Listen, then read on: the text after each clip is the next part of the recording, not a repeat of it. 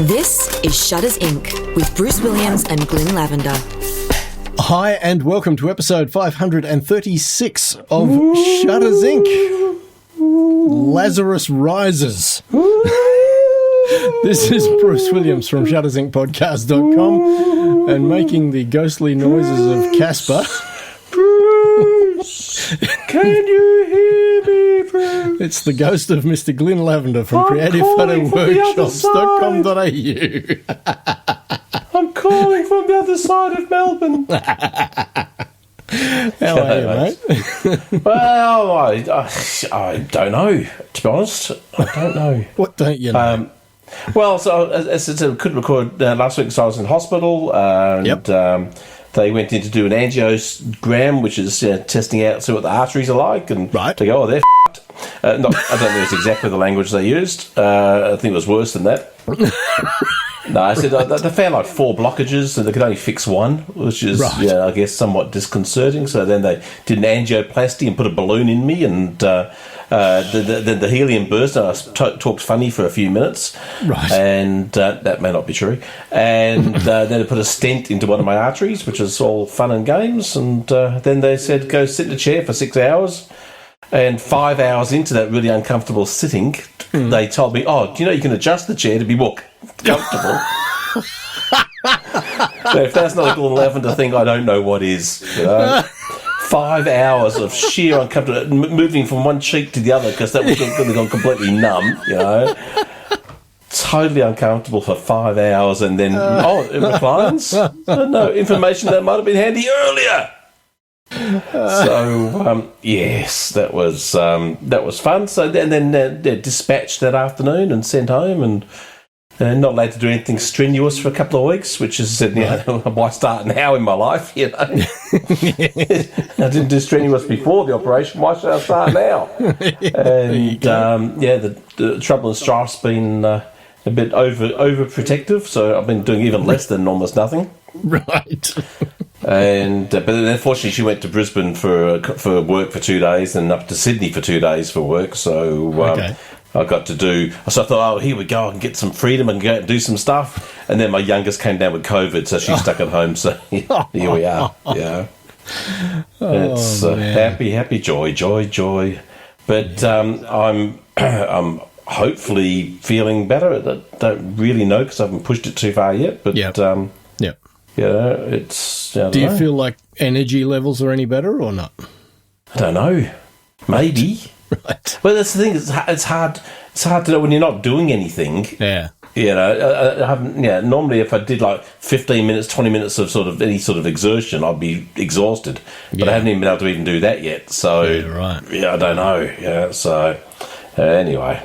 Well, mate, enough of your complaints, okay? Let's talk about other people. I've got this splinter. You got a splinter? And that's I don't care about you. Let's talk about Philip Johnson, our beloved Philip Johnson, our listener Philip Johnson. Philip sent us a message on Facebook Messenger. Did he? Yeah. I thought that was why you were bringing him up. No, I was bringing him up because I just realised, and much to my disgust, that he's been in hospital for 68 days. Oh, I didn't realise that. 68. I mean, I sure hope he wasn't listening to the podcast whilst he was in there. That would have delayed his stay. I mean, would have retarded his recovery. No, if we'd known, we wouldn't have recorded during that time, Philip. I apologise. You know, so I hope you're on the well and truly on the mend, Philip. And and then our beloved Carl Hemmings has been in the wars as well, and had been in hospital the same day as me. Funnily enough, having bits of him chopped off and to be tested. And okay, I didn't know that either. Yeah, so he's having some struggles. So we wish him the absolute best as well. So yeah, of course. Yeah, so what makes my paltry little whinge and whine seem like nothing, doesn't it? Yeah. But since it's my show, it's our show, it's the show, and I got the microphone and they haven't. Yeah.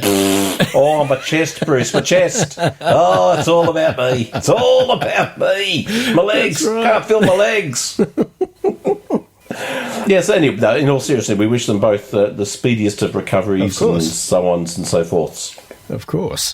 I'm actually trying to switch to the Shutters Inc. profile on my Facebook account so that I can actually retrieve the message that Philip Johnson sent us, because He sent us a link to a story. Did he? And I have to confess, he has sent us stories in the past, and I always forget because Facebook Messenger is the one thing I don't think to check. You just don't like him. You said it in the past offline.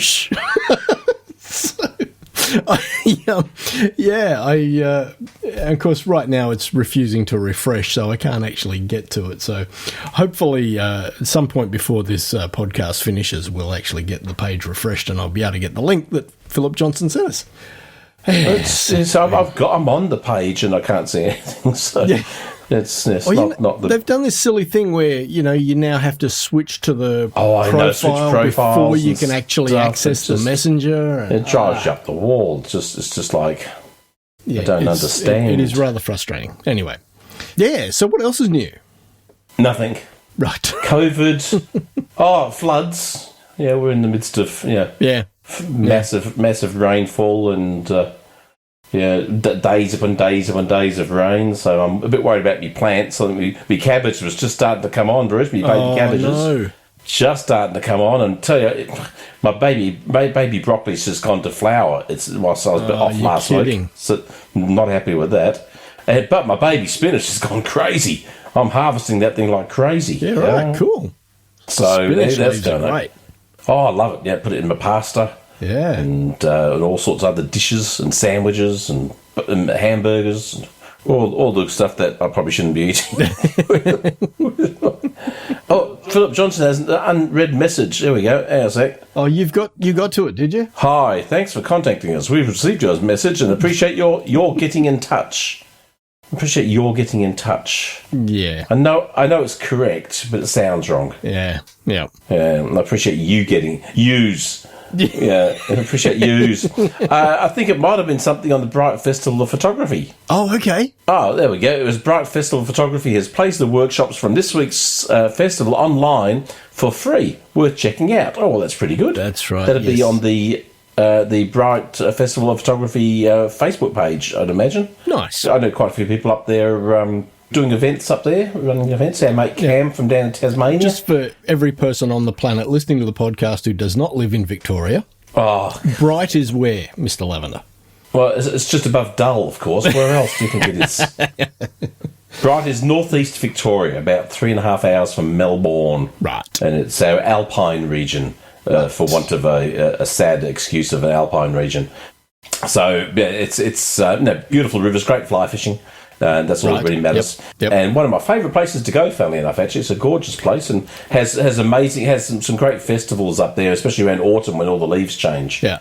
So the few places in Australia has a good leaf change. Bright that is kind of considered like the gateway to the alpine region, to the ski resorts and that sort of stuff? I remember clearly an episode of A River Somewhere, if you've ever seen the series. I don't think so. Fabulous series on fly fishing by Rob Sitch and Tom Gleisner. Okay. So even if you don't like fly fishing, you should watch the series because it's brilliant because of the writing two comedians. Two great writers of things like The Castle and The Dish and many other shows. They were going up to the high country of Victoria and there's a sign, gateway to the high country. And it's like, well, when a place has nothing of itself to offer anyone in the world, they've become the gateway to somewhere. Yeah, we ourselves aren't interesting. If you go through us somewhere else, you'll get to something interesting. So yes, Bright may be the gateway to the alpine region, but it's actually a little bit better than that. Yeah, cool. So you got to sort of think about, so if you're the gateway, where's the driveway? Yeah. How long's the drive, and are you just nothing in of yourself? So if any of you people out there in tourism, maybe rethink that as a slogan for your area you're trying to promote. You're right. Think about it.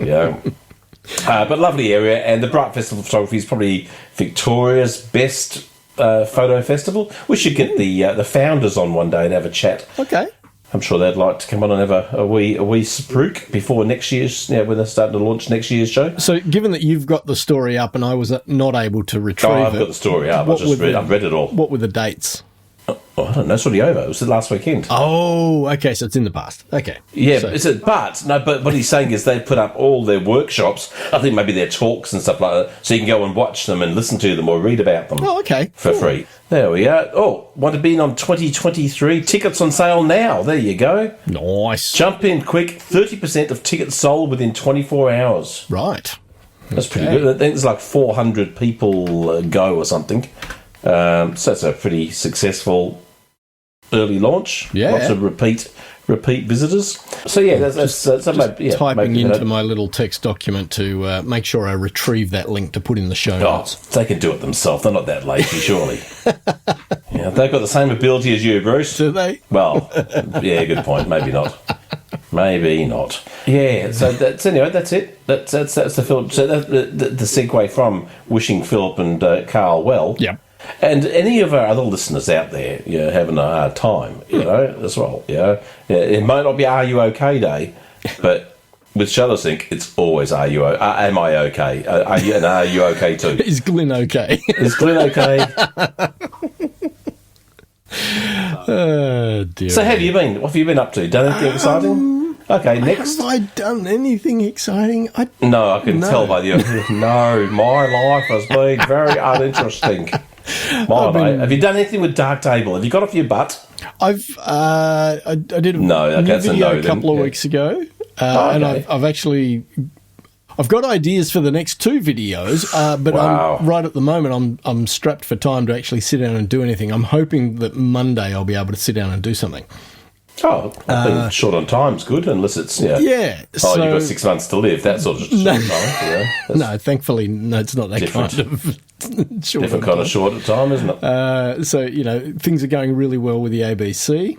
Oh, good. So are they letting you do D, E, and F now? Are they? Sorry, doing what? Well, you've been doing the ABCs. Are they letting you do the D's, E's, and the F's now? Yeah, that's right. Wow, you'll get the whole alphabet before you know it. So I've been told that a significant infrastructure upgrade, which is happening in the first week of November at another ABC studio, not Newcastle, but which falls under Newcastle's purview. I'm being sent out to that studio for the 2 days of that infrastructure upgrade to oversee and sign off. Wow. So they obviously have some faith in me. That they're... Or looking for someone to blame. There you go. We've ordered all this stuff and it's already way out of date. Who can we pin the blame on? Where's that Williams guy at? Just measure everything twice and cut once, Bruce, is all I'm saying. That's it. Really be careful. So we it's like when you sit down at a poker table, you look around the room to see who the bunny is. If you can't see one, it's you. I think the same thing may apply here.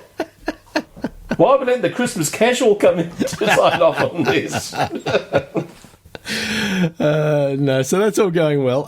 Saturday of this weekend, we're going down to Sydney to have a farewell lunch for Max with all of the family. So there'll be about 20 people there. Where's he farewelling to? To Darwin. He's got his wish. So to go to Darwin, that was his wish. That was his wish. Yeah. You really set that boy up for some low expectations, didn't you? What have you done to that boy's life? Yeah, Dad. What do you want for Christmas? I want to go to Darwin, Dad. Really? Not an overseas posting, not a... Well, they can't be posted overseas until they've been 12 months in a unit in Australia. Okay. And there are only 3 combat engineer regiments in the country. So he wanted Darwin, he got Darwin, and he has now officially passed his combat engineer training. He had the physical was on Tuesday, so 2 days ago.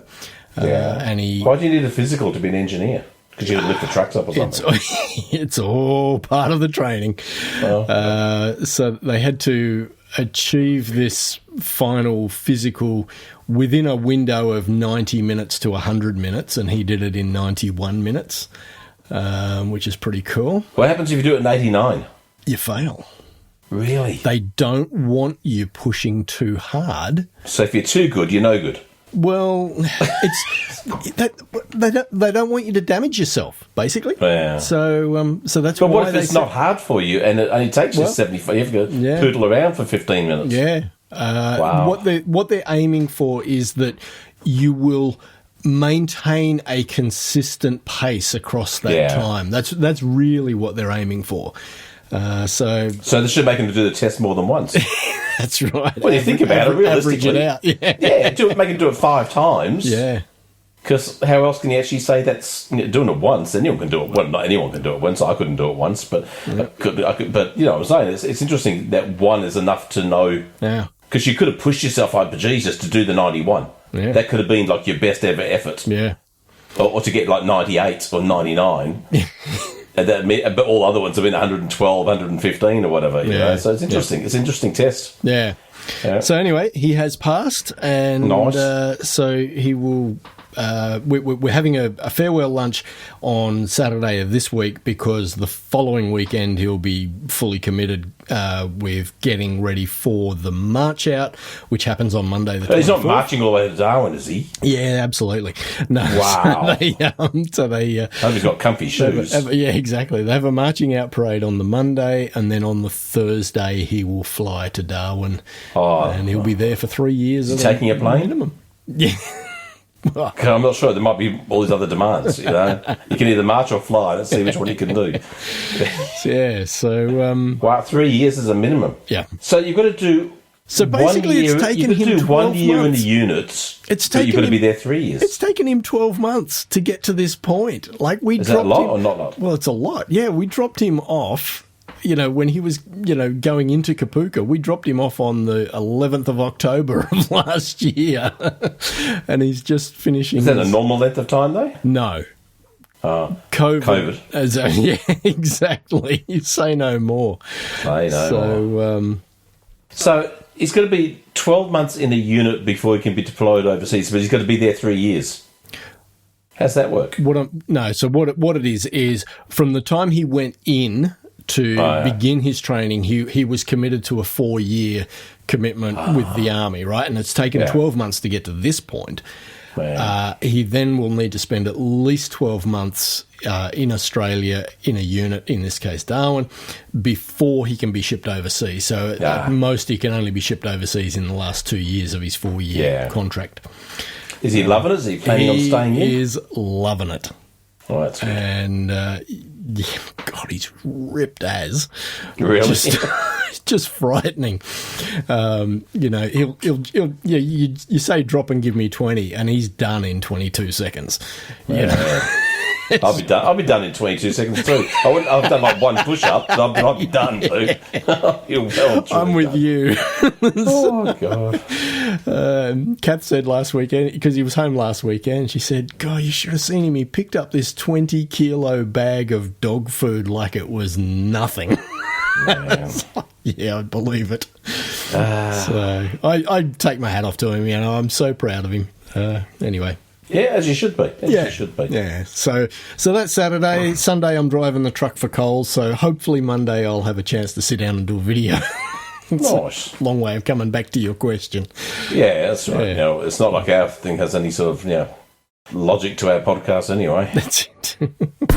Since 2005, Shutters Inc. has been a labour of love. But beyond the time required to produce it, there is also a financial commitment.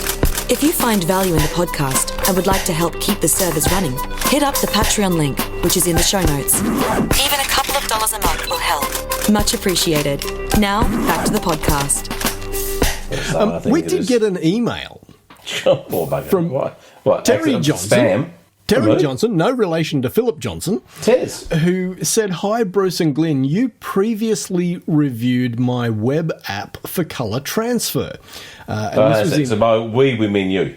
I think both of us were on that podcast because it was at 523 back for 2022. Yeah, but it doesn't sound like it's something I would have done. Right. Got the effort up and actually done something else.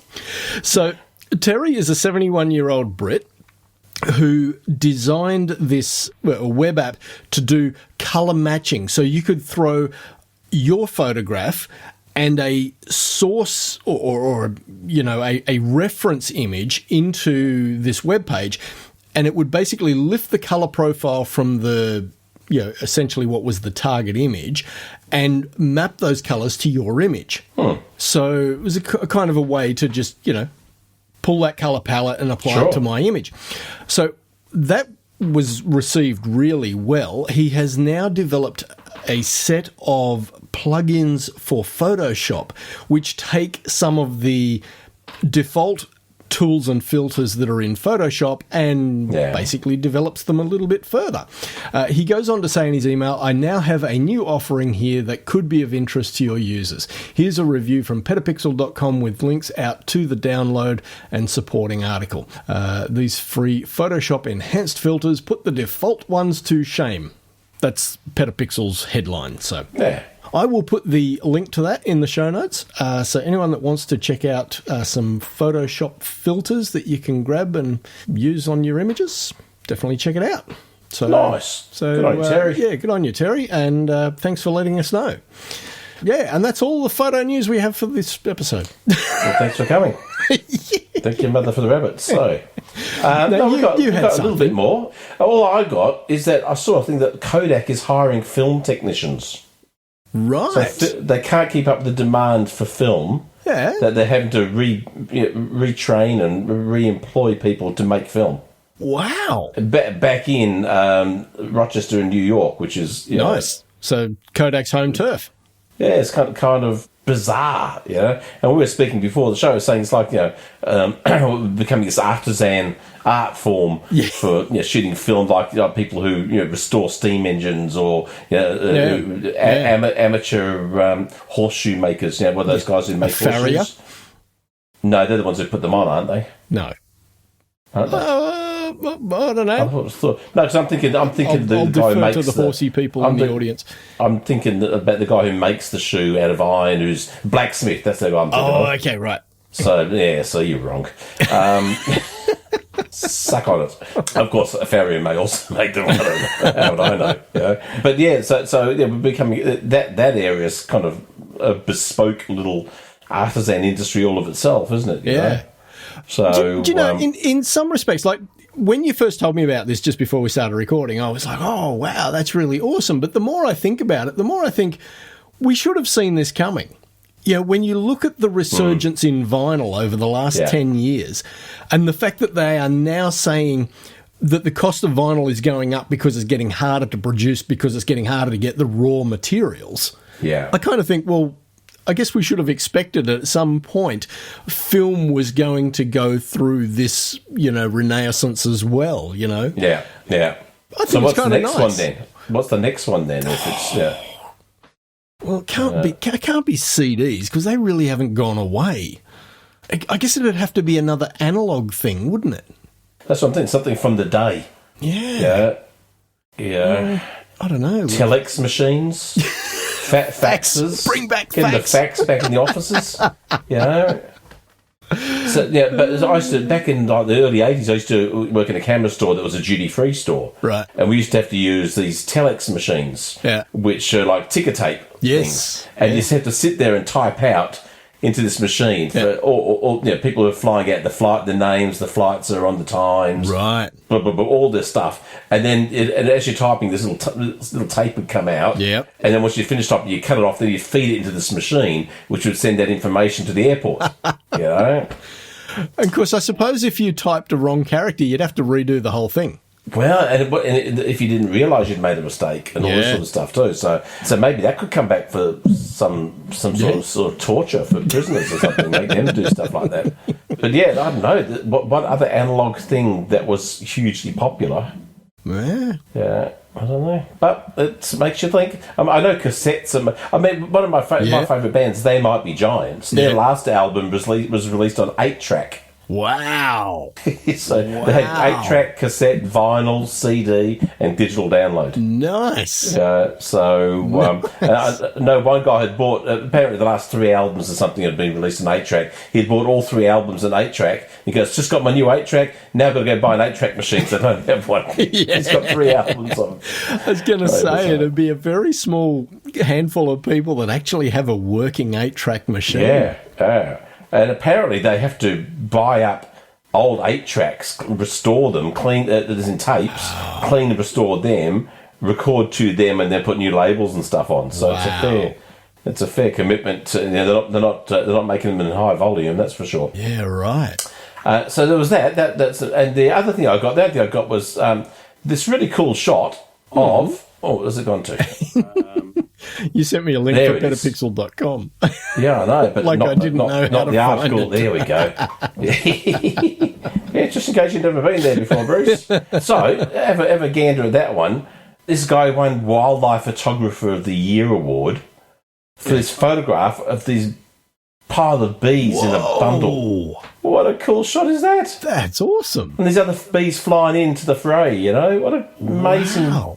Are they attacking something? I have no idea what's going on because I haven't read the article. Because you know what I think of when I look at that?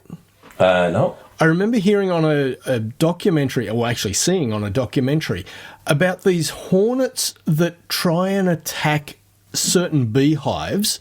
And what the bees do is they all swarm around the hornet and they vibrate their bodies and they raise the temperature to about 47 degrees because anything above 45 degrees will kill the hornet. Wow. And they do exactly what you're seeing in this photo. These ones are mating, though. Oh, okay. Right. Yeah, well, that's why I was saying that's what it reminded me of. Was. Do you know what you call a beehive without an exit? No. Unbelievable. Boom, boom. Yeah, that's a cool shot. That is an amazing shot. So that was definitely worth having a gander. So that's it. Short, sweet. Well, maybe not so sweet, but short. And he's still alive. Yes. Take from that what you will. Yeah. For better or worse. Yes. No, mate. Glad to hear that everything went okay. So, are there doctor's orders for going forward? Like, when can I've got be 3 months of rehab. Right. They've got to go 3 days a week to the hospital for half a day. Right. 3 days a week, which is quite a commitment. Yeah. For 3 months. And what sort of stuff does that rehab entail? I don't know. I haven't been there yet, so I don't know. When's it meant to start? Because you were in hospital a week ago. I didn't look. I haven't looked at the paperwork. It could have started this week. Yeah. I haven't read any of the attached stuff, and then I've got to wait to see the cardiologist for the other stuff, the other blockages, and what they're going to do or not do with those or whatever. Right. But the main one was I was at 90% blocked. So it was, it was That's not ready good, to give me a bit of a widow maker. Yeah, right. Yeah, so that's been prevented at least for now. Excellent. And I've got one that's blocked at 40%. So we'll see how long it takes to fill that one up. That's the right attitude, isn't it? Isn't it a competition? Isn't it a race to the end? Something like that. Anyway. All right, dude. It's been lovely talking to you. You too, mate. And do look after yourself. Oh, okay. We don't want to lose you just yet. Yeah. Because I hate trying to do the podcast on my own. Because we've got a pool and it doesn't start till 2023. I'm not down till October 2023. You got to keep going, dude. Yeah. God. All right, mate. All right, well, take care and we'll speak to you in a couple of weeks. Take care, everyone. Look after yourself, Philip and Carl. Yeah, absolutely, guys. See ya. Bye. You've been listening to Shutters Inc. For questions, comments, and feedback, email theboys@shuttersincpodcast.com.